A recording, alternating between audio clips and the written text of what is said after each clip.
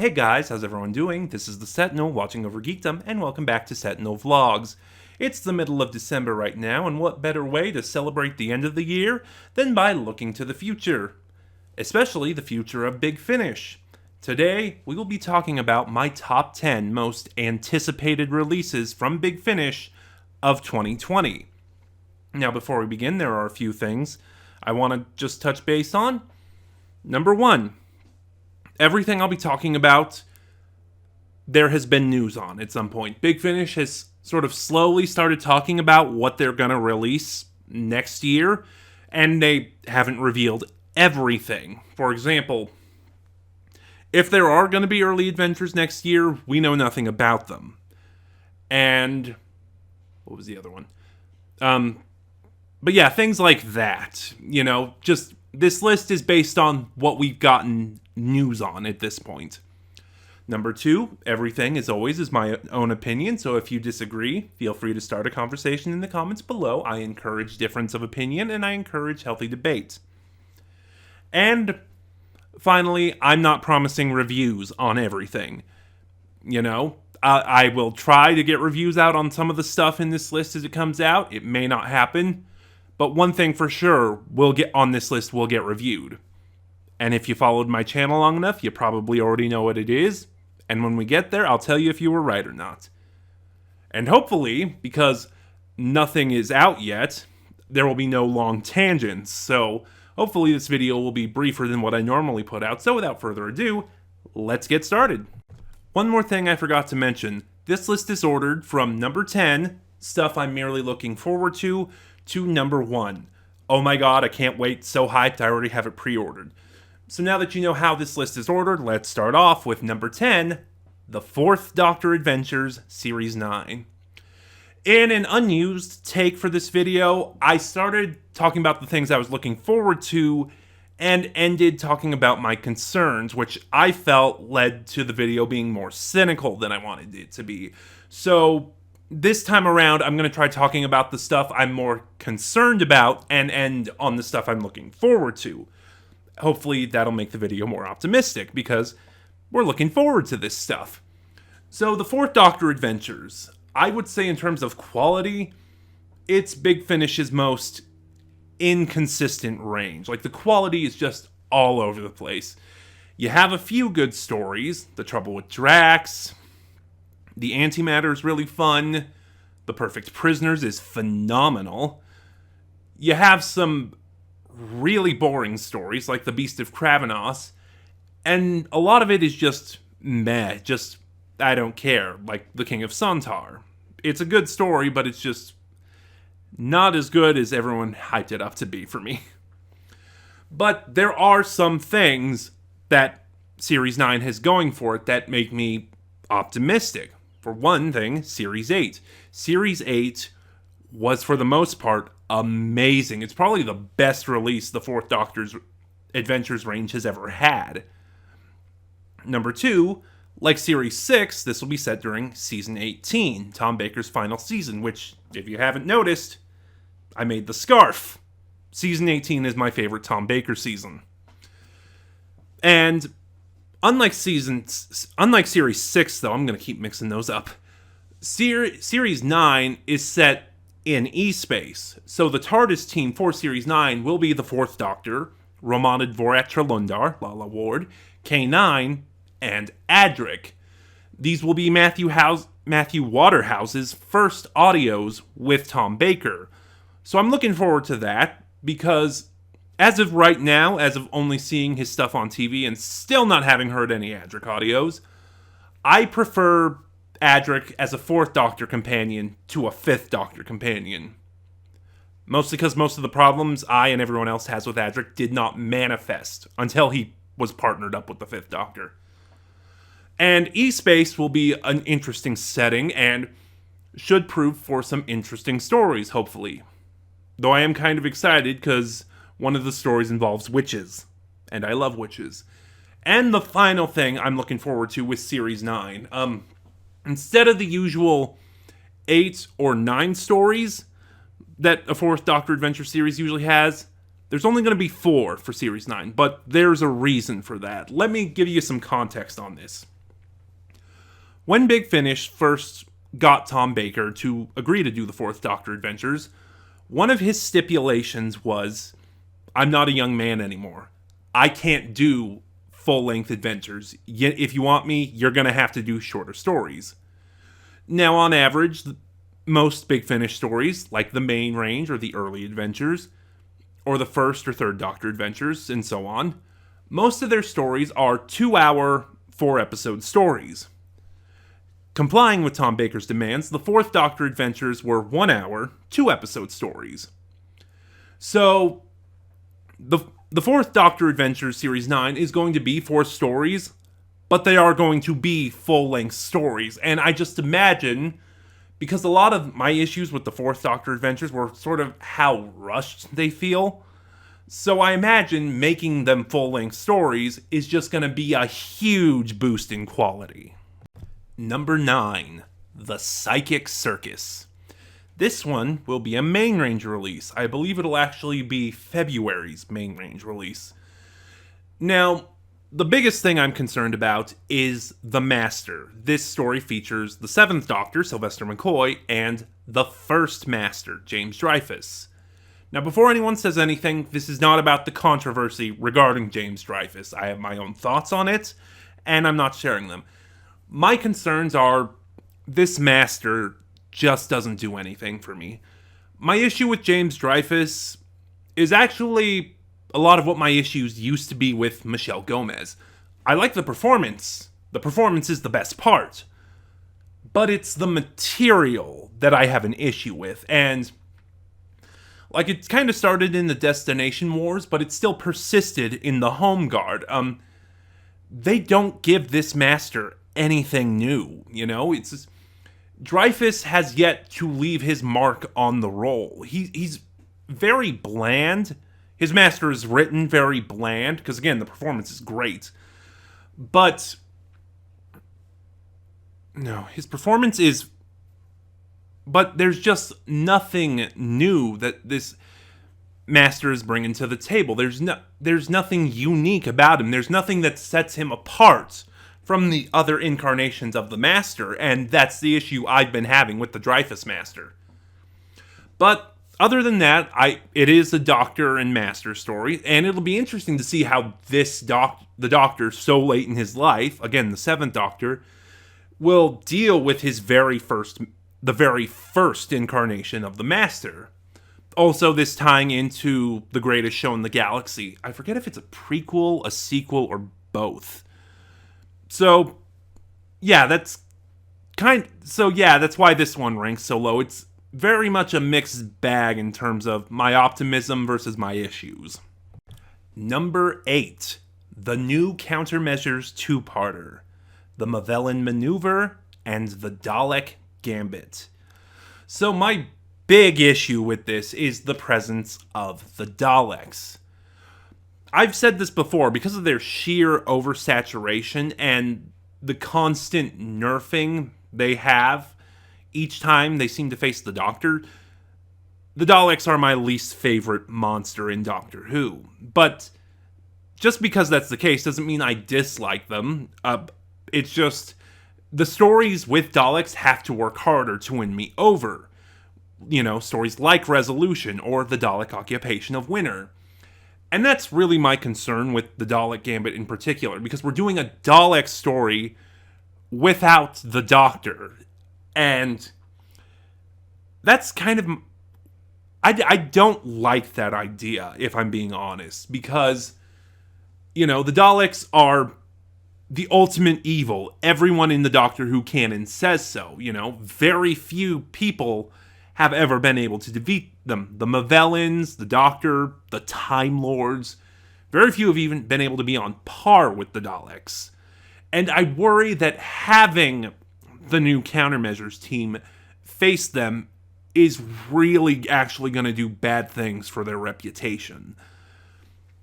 Other than that, the things I'm looking forward to, more Countermeasures, which is especially great because like late last year or early this year, Big Finish said they were actually going to be discontinuing Countermeasures due to poor sales, which is a shame because it's one of my favorite series. But then during Big Finish Day, they announced this two-parter. Also, we have Carolyn Seymour's character, I'm forgetting her name, who was introduced as a recurring villain in New Countermeasures 1, and she's great. And I'm just looking to more of this team, and if this is the end, hopefully it'll be a much more satisfying ending than the Hollow King. Number 7, The Diary of Riversong Series 7. Remember back in the intro when I said only one of these was getting a surefire review? If you guessed Diary of Riversong Series 7, congratulations, you were right. But yeah, this is my favorite spin-off, and I'm just looking forward to what this release has to bring to the table. It seems like the theme of this release will be River in sort of noir mystery. She's going to be doing a bunch of mysteries, and the final story will feature the Weeping Angels, which I'm looking forward to because I really like the Weeping Angels on audio. Yes, because of their gimmick, they are a visual monster, but Big Finish has done really good things with them in the past. As I've said, Fallen Angels is my favorite Fifth Doctor audio. Number 6, The Sixth Doctor and Perry Volume 1, also being called The Sixth Doctor Box Set. Now, my concerns on this one is kind of a weird one, and I'm pretty sure it's a thing that only I have issues with. I don't like that we're getting 4 one-hour stories. I mean, yes, it's more stories, and it's more of the Sixth Doctor, and we're getting more stuff with writers, like there's a Jacqueline Rayner story, and I believe there's a Ned Fountain story, but it's just every classic Doctor who has had a box set, their box sets have mostly been full-length stories. You know, the First Doctor Adventures, the Third Doctor Adventures, the Fourth Doctor box set, the Fourth Doctor comic strip adaptations. Last year, the Seventh Doctor had a Seventh Doctor box set. They've all gotten those, or the Fifth Doctor box set, before I forget to mention it.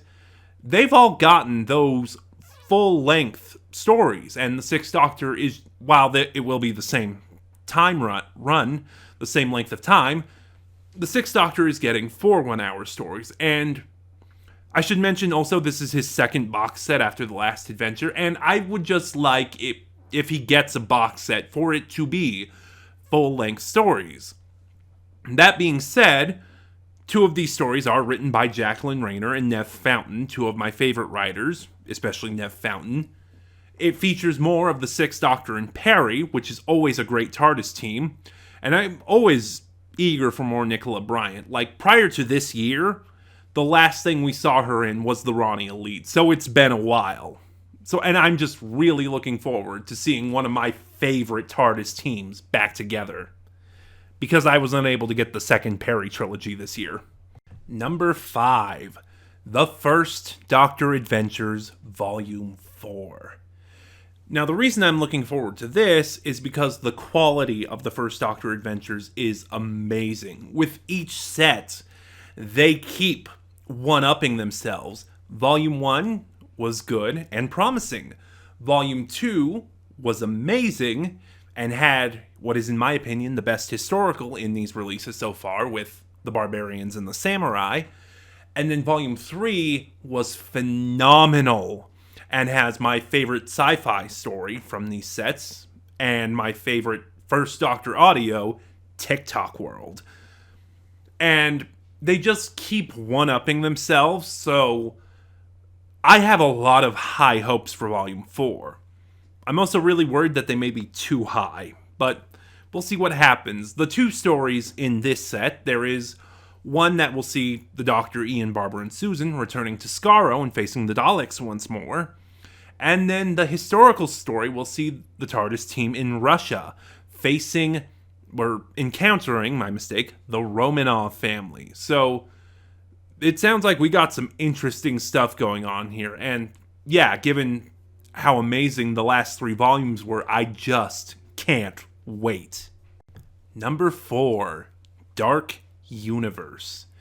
Now, in several of my videos this year, I've mentioned wanting to sort of get back into the 8th Doctor audios, and in fact, Big Finish just ended their sale on getting their box sets at pre-order price, and I bought Ravenous, so But yeah, as I mentioned, kind of, in the Eighth Doctor story arc Doom Coalition, they introduced a new Time Lord villain, the 11, played by Mark Bonner.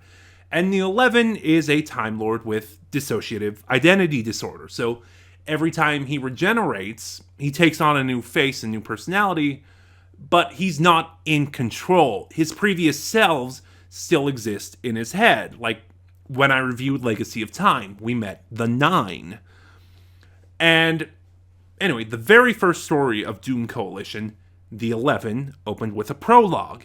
This prologue was the 7th Doctor imprisoning the 11. Dark Universe is that story, is the story of how that came to happen. So I love continuity tying itself together like that. I'm interested to see. This will be my introduction to the 11, so I'm excited for that. And from the plot description and the cover, we're also getting older Ace, from the season 26 trailer for the Blu-rays, and at Childhood's End, a book Sophie Aldred, is writing, where she meets the 13th Doctor. So I'm interested to see what that'll do for Ace, because, let's be honest, at this point, the creative juices for Ace have been milked dry. So, yeah, I'm eager to see how everything plays out in this story. Number 3, looking at a short trip this time, Regeneration Impossible. Now, my integration into the short trips range has still been very slow, but I am finding that generally I like the performance-based short trips more than the audiobook type short trips. Let me see if I can explain. Most of the short trips are performed just by a cast member or someone involved in Doctor Who as reading an audiobook. Sophie Aldred read Doctors and Dragons. Sarah Sutton read The Toy. Nicholas Briggs read The Last Day at Work. And some of them are performed more. They're performed in character. They're still telling stories, but they're first person, from the point of view of the character performed as the character, Jeffrey Beavers did I Am the Master as the Master. Rufus Hound did How to Win Planets and Influence People as the Monk. Sean Carlson did Erasure as Narvin, or Yi Ji Cho did The Turn of the Screw as Charlie Sato. And Regeneration Impossible looks like it's going to be one of those performance piece short trips. And it features the 12th Doctor, which I'm looking forward to, and it's going to be a multi-Doctor story, which I'm also looking forward to. I'm a sucker for multi-Doctor stories, and it'll be interesting to see it done in the short trip format. Real quick, before we get into this one, as of right now, has not had an official cover reveal yet, so I'm using the promotional photo. And number 2, getting away from the Doctor Who stuff, because I have been wanting to branch out into Big Finish's other ranges, Adam Adamant Lives.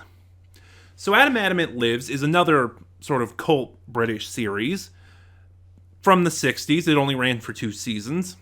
And it features Adam Adamant. He was an Edwardian secret agent whose arch nemesis, the Face, captured and froze him. And of course, decades later, he is unfrozen in the modern day of the 1960s. So essentially, he's Austin Powers, but serious, but played straight. And yeah, I've seen a few episodes. I really like it, and I'm looking forward to see what the audios are going to bring to it. Because the audios are not continuing the series, they are just rebooting it. Which will also be great for me to be able to jump on at the starting point. Not really much more to say there, so let's just go right on to the next one. Number 1, my most anticipated release from Big Finish for 2020, The 12th Doctor Chronicles. Now, I haven't really been interested in the Chronicles releases up to this point. I've heard mixed things about them. I've heard the 11th Doctor Chronicles is the best, but the 11th Doctor is my least favorite, hence my disinterest in it. But I've always been curious. I've always wanted to check them out, and now I finally have a reason to. And because the 12th Doctor was my first Doctor when I started watching Doctor Who, and still to this day, strictly speaking, New Who, he is my favorite, and he is my third favorite overall. And a lot of people really harp on the Chronicles for some reason that I don't understand, you know? They're always like, oh, you're recasting the New Who Doctors, you can't do that. Here's the thing. It's not recasting. The Chronicles are audiobooks. These are people reading the audiobooks. Getting mad at Jacob Dudman, who's doing this one, for reading a 12th Doctor audiobook and performing it is like getting the Human Nature audiobook and getting mad because Lisa Bowerman is reading it. You know, or getting mad at the other short trips because these other actors are reading the audiobooks. The Chronicles are not recasting the New Who Doctors. And that being said, there is something to talk about. I am kind of looking forward to hearing more of Jacob Dudman as the 12th Doctor. We had a short trip this year with him called Dead Media. It was okay. But one thing I've sort of found is Jacob Dudman's take on the 12th Doctor. I find it a lot like Peter Purvis's take on the first Doctor. Vocally, there is no likeness. There is no vocal likeness. He sounds nothing like Peter Capaldi. But he gets the inflections. He gets the mannerisms. He obviously understands the character. So when I first heard Dead Media, I ended up really enjoying it because, again, it wasn't a perfect impression of the 12th Doctor, but Jacob Dudman's take on it showed he understands the character.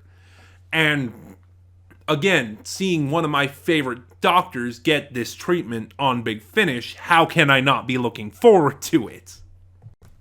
And there you have it, what I'm looking forward to from Big Finish in the year 2020. What about you? What are you excited for? Please start a conversation in the comments below. Remember to like, comment, subscribe, share the video around.